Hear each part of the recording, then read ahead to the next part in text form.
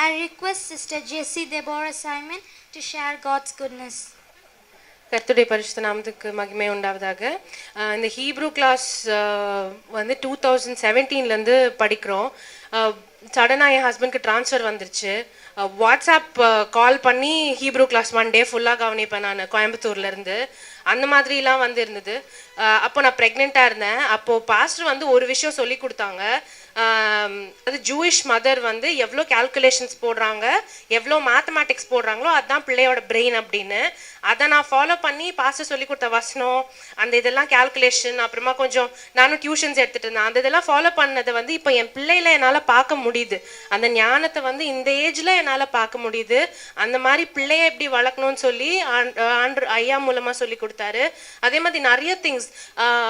நான் சின்ன வயசுலேருந்து மம்மி ப்ரே பண்ணுவாங்க, உன் பிள்ளைகளால் கர்த்தரால் போதிக்கப்பட்டிருப்பாரு, உன் பிள்ளைகள் சமாதானம் பெரிதாக இருக்கணும். அந்த